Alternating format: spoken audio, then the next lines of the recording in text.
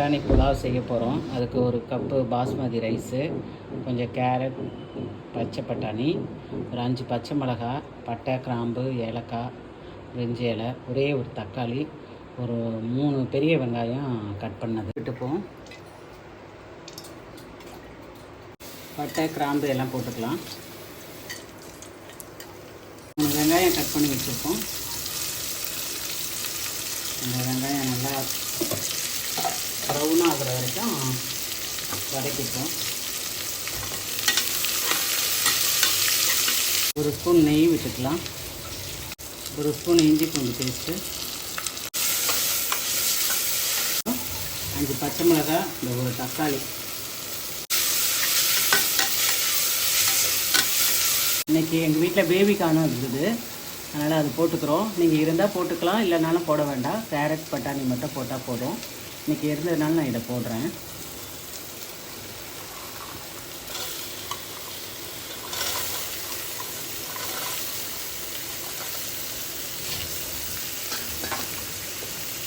ஒரு கை புதினா போட்டுக்கிறேன்.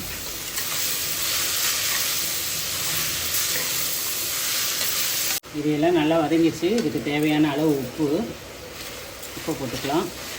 இந்த கப்பால் ஒரு கப்பு அரிசி போட்டோம். இது இப்போ வந்து தேங்காய் பால், ஒரு அரை கப்பு தேங்காய் பால் இருக்குது. இந்த தேங்காய் பாலை விட்டுக்கலாம்.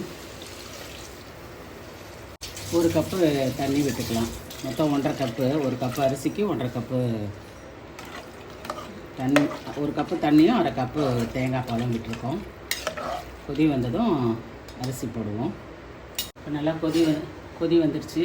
இந்த ஒரு கப்பு அரிசி அதில் போட்டுடலாம்.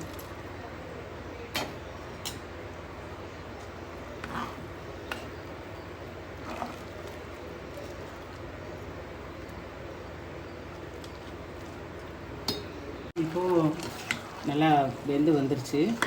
இப்போ கொஞ்சம் நேரம் குக்கரை மூடி வைக்கலாம்.